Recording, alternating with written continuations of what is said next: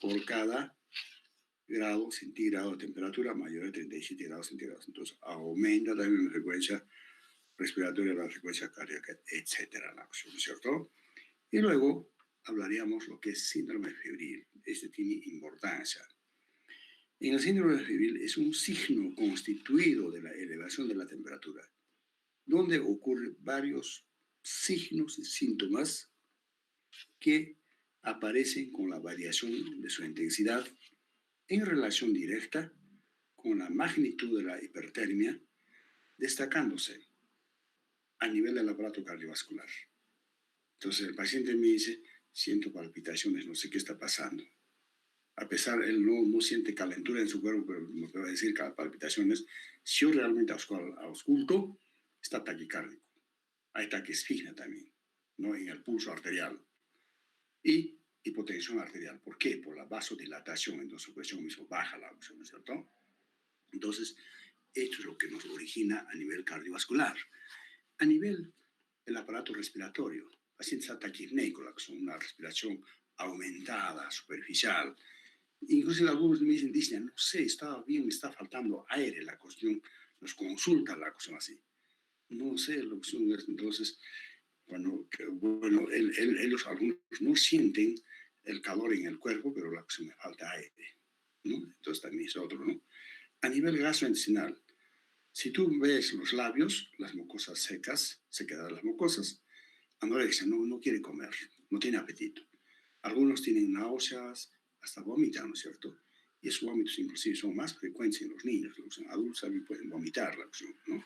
Eso a nivel gastrointestinal. A nivel renal, como el paciente está deshidratado o algo, entonces tiene oliguria, entonces orina concentrada y, digamos, menor de 400 ml está orinando poco la acción.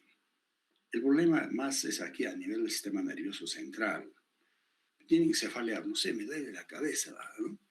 Algunos deliran la cuestión, personas de edad especialmente deliran y ya empiezan a hablar otras cosas, ya hay una confusión mental.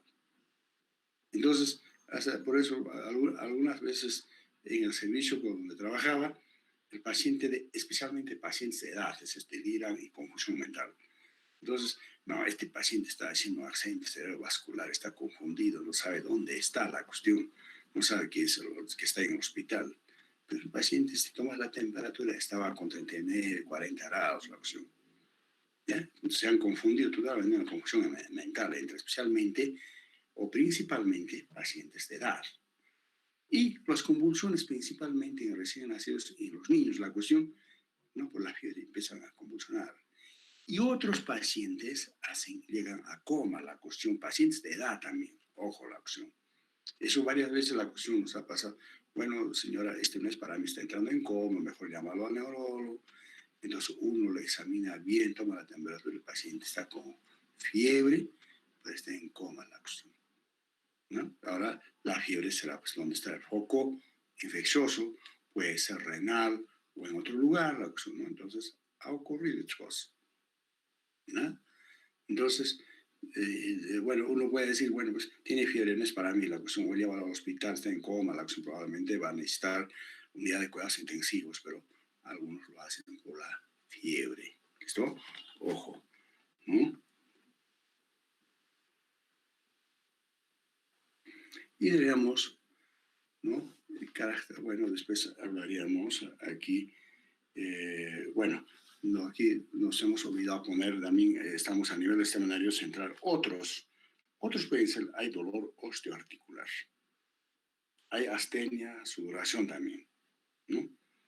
Entonces, me duele la cuestión, mis huesos, que aquello, algunos nada más sienten eso. Y algunos la astenia, la cuestión, no tienen ganas para hacer nada la cuestión, ¿no? Y luego daríamos características semiológicas de la fiebre, que deben ser analizadas las siguientes características semiológicas. Y siempre el inicio de la fiebre, intensidad de la fiebre, duración de la fiebre, evolución de la fiebre y término de la fiebre, cómo termina la cuestión. Entonces, primero, inicio de la fiebre. Este inicio de la fiebre debe conocer modo de inicio y su utilidad en la práctica. El inicio puede ser súbito o puede ser gradual. ¿En qué caso está el inicio súbito? Se percibe elevación de la temperatura acompañándose de signos y síntomas que componen síndrome febril. Es frecuente sensación de escalofríos en los primeros momentos de la hipertermia. Tú sientes, ¿no? Escalofríos, empieza a temblar la cuestión, ese es el inicio súbito. Pero en algunos puede ser inicio gradual, poco a poco la cuestión, ¿no es cierto? Su instalación es gradual, el paciente no percibe la fiebre, en algunas ocasiones un poco de cefalea, anorexia, sudoración puede, ¿no? Dos, en cuanto a la intensidad de la fiebre, se clasifica de la siguiente manera como referencia, toma en cuenta la temperatura axilar. Fiebre leve, diciendo 37.5, fiebre moderada 37.6 a 38.5, fiebre alta o elevada mayor de 38 grados centígrados. La intensidad de la fiebre depende de la causa y de la capacidad de reacción del organismo. Pacientes chocados, están chocados, ya sea por infección o shock hipovolémico, también personas ancianas, ¿no? Pueden no presentar fiebre o tener apenas una febrícula cuando hay compromiso por procesos infecciosos. Ojo también, eso es cierto. Ahora, en cuanto a la duración de la fiebre. En cuanto a su duración, es diferente. Algunos se instalan unos pocos días, ¿no? Especialmente puede ser, digamos, de etiología viral, como algún resfriado común, gripe, en relación a otros que vienen presentándose fiebre por tiempo prolongado, ¿no? O fiebre prolongado es cuando permanece más de una semana. Por ejemplo, puede ser tuberculosis pulmonar o tuberculosis extrapulmonar, septicemia, malaria, endocarditis bacteriana, fiebre tifoidea, etcétera, etcétera, ¿no? Modo de evolución de la fiebre. ¿Cómo evoluciona la fiebre? Solamente podemos analizar a través de un cuadro térmico. En los hospitales, en la primera hoja está el cuadro térmico, ¿ya? Este cuadro térmico es registro de la temperatura, ¿no? Y, realizando un gráfico dividido en mínimo de días, elemento indispensable para establecer el tipo de evolución de la fiebre, uniendo las líneas, los valores de la temperatura con un lapicero rojo, las enfermeras lo marcan, ¿no? La anotación se acostumbra a ser realizado uno o dos veces, por mayor parte de las veces, en dos veces. La enfermera que entra en la mañana, entonces toma la temperatura y hace sus gráficos, ¿no? Si es normal, normal. Pues si es la fiebre, fiebre. ¿En qué momento entonces ese cuadro térmico uno mira en qué momento está haciendo más fiebre? Entonces, eso me llama la atención. Entonces, esta fiebre, ¿de qué patología más o menos corresponde? Ya me oriento, ¿no? Pero en casos especiales, ¿no? Se puede medir la temperatura cuatro o más veces. Algunas veces nos dicen, cuando pasamos visita, el paciente está haciendo fiebre. Señora, tómame cada 6 horas o cada 4 horas. ¿Listo? Ya no la rutina que ellos hacen dos veces, ¿no? Entonces, y me hace el gráfico la acción. Entonces, existen varios tipos de fiebre, ya sea corresponde a la malaria, la brucelosis. Bueno, ese gráfico no lo hemos traído, ¿no? Entonces, pero existe. Y luego hablaríamos, digamos, término término de la fiebre. ¿Cómo termina? La fiebre puede terminar en crisis o también en lisis. Ahí tenemos crisis. Se llama término en crisis, ¿no es cierto? Hemos tenido nosotros, como aquí en nuestro país, una crisis política, no sé cómo decir crisis, ¿no? Cuando la fiebre desaparece súbitamente, en este caso ocurre sudoración profusa y postración. Ejemplo, acceso malárico. Cuando uno trata el tratamiento de la malaria, responde rápidamente, ¡pac!, desaparece la acción con una sudoración, todo, ya después ya no hay más fiebre, diremos, ¿no? Mientras se llama término lisis, significa que la hipertermia va disminuyendo gradualmente,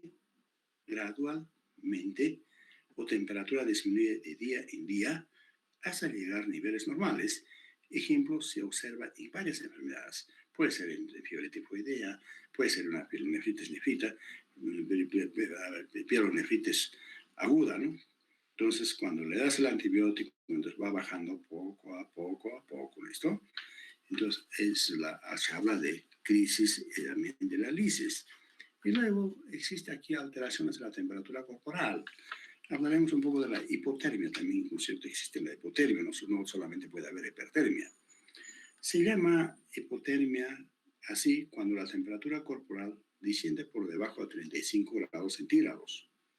Llega a este estado cuando los mecanismos reguladores fallan y se clasifican en lo siguiente.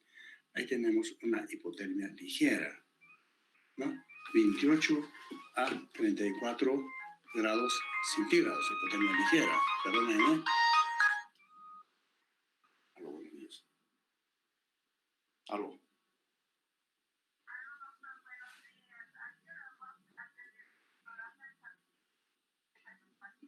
Ya, le daré el tiempo para las 9:30, ¿ya? Hasta luego. 9:30. En la casa, sí. Hasta luego. Ya, claro. Y luego hablaríamos de la hipotermia profunda. Ya, la acción es de 17 a 28 grados centígrados. Y luego hablaríamos de la hipotermia muy profunda, menor de 17 grados centígrados. ¿Cierto? Ahora, existen dentro de estos hipotermia ambiental. Hay mucha gente en la cuestión toma bebidas alcohólicas, se queda en la calle durmiendo, ¿no es cierto? En la exposición, hipotermia ambiental es la exposición al frío que provoca descenso de la temperatura. Entonces, estos pacientes inclusive pueden morir por la acción. Por esta hipotermia hacen arritmias cardíacas como las bradicardias, toda la acción, ¿no? Claro, algunos también pueden resultar con su neumonía, bronconeumonía, pero por supuesto no va a ser inmediato, ¿no? Y luego hipotermia circulatoria, ¿no? Y esa hipotermia circulatoria, ¿no? Se presenta durante el shock, ¿no? El paciente está con piel fría, sudorosa, ¿cierto? Está chocado el paciente, entonces uno toca la piel, está frío, ¿no es cierto? Puede ser choque hipovolémico o séptico, etc. Hipotermia endocrina, ¿no? Es frecuente coma mixedematoso, recuérdense de la hipotiroidismo. Entonces, estos pacientes complican con coma mixedematoso, ¿no? Entonces, están totalmente con una temperatura bajísima. E inclusive, estos pacientes con coma mixedematoso pueden estar con proceso infeccioso, no hacen fiebre, siguen con una temperatura baja. Y también en el coma addisoniano, de enfermedad Addison, recuérdense, de la glándula suprarrenal, insuficiencia suprarrenal crónica.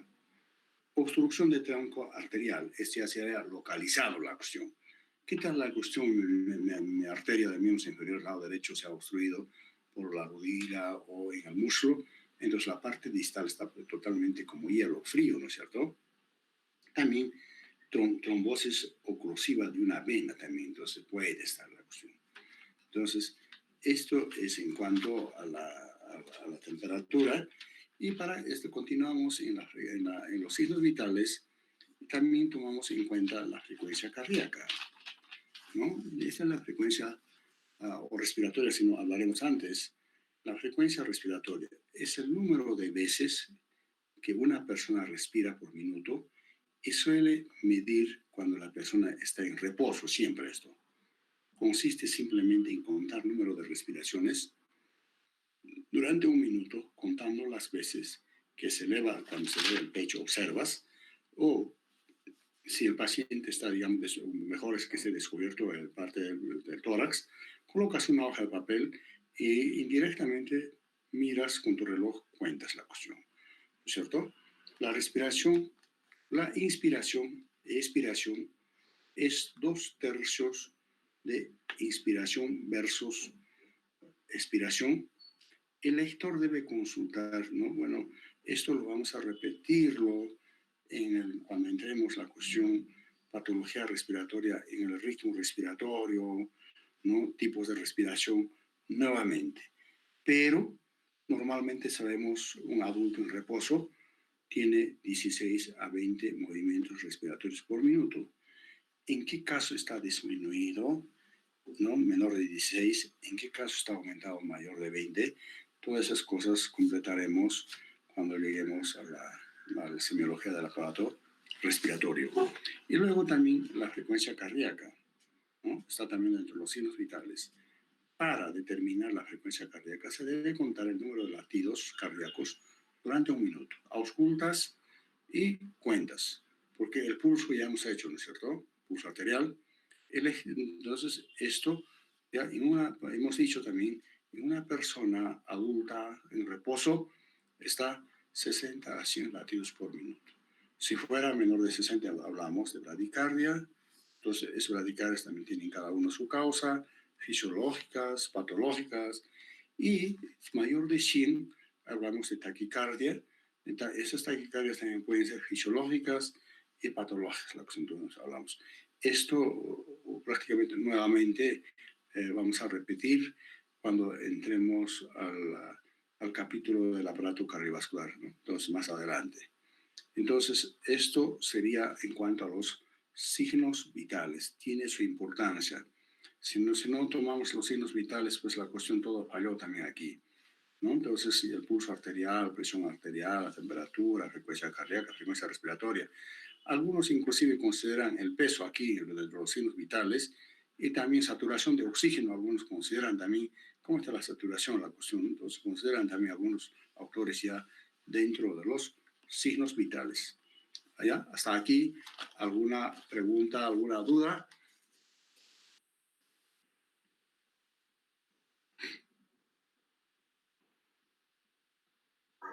Doctor, buenos días. Bueno, mi consulta era en una parte, usted mencionó de que, por ejemplo, cuando hay fiebre en la mañana o en la tarde, puede ser característico de algunas enfermedades. No sé, por ejemplo, en la mañana, ¿de qué enfermedad sería característico una fiebre? Existe la cuestión, algunas cosas. Digamos, como decir, digamos, la tuberculosis es más hace pues, por las tardes o por las noches la cuestión, ¿no? Y también, digamos, o la malaria, la cuestión tiene sus horas, algunos hacen en la mañana, algunos bueno, todo el día, depende de la cuestión, existe la cuestión. Para eso nos ayuda la curva térmica. Hay fiebres recurrentes, intermitentes, cada uno tiene su esto, ¿no? Entonces, más que todo eso, tenemos que hablar con la curva térmica. Existe.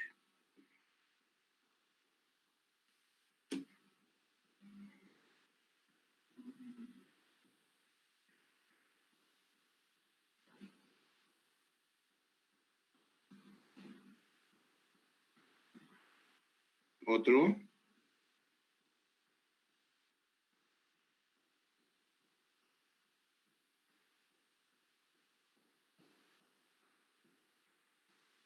Ahora, otra cosa. Hay personas o hay pacientes que andan, tengo fiebre, pero es otra cosa, claro, ellos nos dicen algunos, sienten sensación de calor o fiebre la cuestión. Pero entonces, pero ahorita usted no tiene, no sé, pero yo tengo, siento fiebre, la cuestión calor, dice, ¿no? Claro, también algunos se confunden, las señoras que están con menopausia, sus bochornos, la cuestión en la cara, la cuestión y peor, no quieren entrar a la cocina porque empieza a transpirar la calor, y si le miras la cara, también inclusive está medio colorada, todo, ¿no es cierto?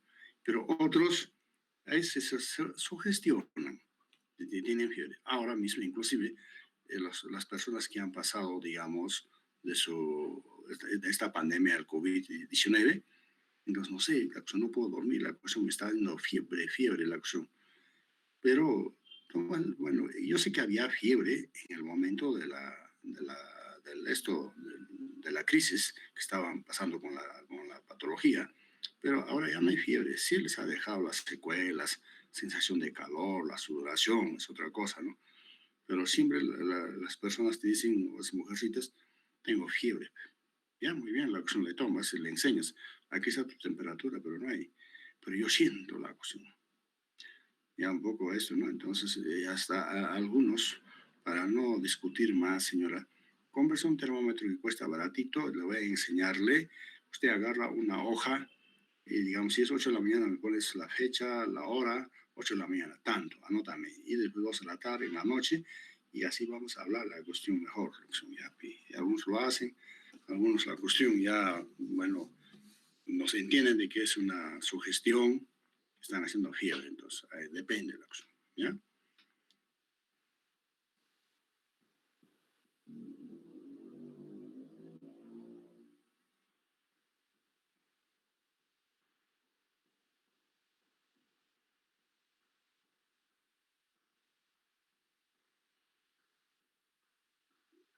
Doctor, buen día. Disculpe, quería Buenos hacerle una días. consulta. ¿Ya? Doctor, ¿el exceso de fiebre puede causar dolor corporal? O sea, en el cuerpo No, y... es que mira, si hay fiebre realmente no solamente dolor, un malestar general, sin ganas, como si te hubieran pegado en todo el cuerpo, la cuestión estás todo, la cuestión, dolores osteoarticulares, por eso, las articulaciones, los músculos, toda la cuestión, ¿cierto? Un malestar completo, no hay apetito, toda la cuestión, estás con tus náuseas, toda la cuestión. Entonces, ¿a quién no ha pasado eso? Todos hemos pasado la cuestión. Alguna vez yo he tenido también, no sé, en mi vida la cuestión. Entonces, un malestar, uno siente, ¿por qué estoy en un malestar? Pero no sientes que estarías con, digamos, o con la calor, esto del cuerpo, el por qué. Pero te tomas la temperatura, después con 39 grados la cuestión. Entonces, ahora uno quiere saber dónde está mi foco infeccioso, ¿no? Porque aquí, cuando hay fiebre, pues no es pues bajar la fiebre, eso no es cura, tienes que saber dónde es el foco, ¿no? Entonces, ¿y a dónde está el foco infeccioso? ¿Será renal? ¿Será dónde? ¿O estoy con una fiebre tifoidea? ¿Y con qué? ¿Cierto? Entonces, tiene que buscar uno la cuestión, el foco infeccioso. Entonces, prácticamente, como te digo, la acción hay un malestar completo, dolor osteoarticular es la palabra que habla la acción, por eso aquí hemos hablado en otros, ¿no? Entonces, esa es la historia.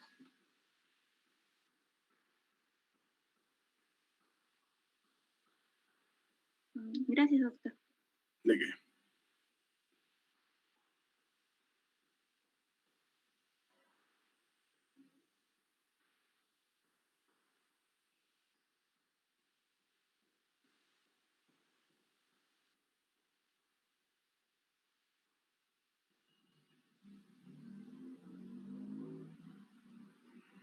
Bueno, si no hay más preguntas, mañana nos vemos con las enfermedades de la piel. Entramos ya, ¿no? Estamos en examen físico o exploración física general. Entonces entramos toda la piel, qué lesiones hay, cómo está el color de la piel, todas las cosas. Entramos, ¿listo? Bueno, hasta mañana, señoritos. Hasta el día de mañana, doctor, y muchas gracias. Hasta mañana, hasta mañana.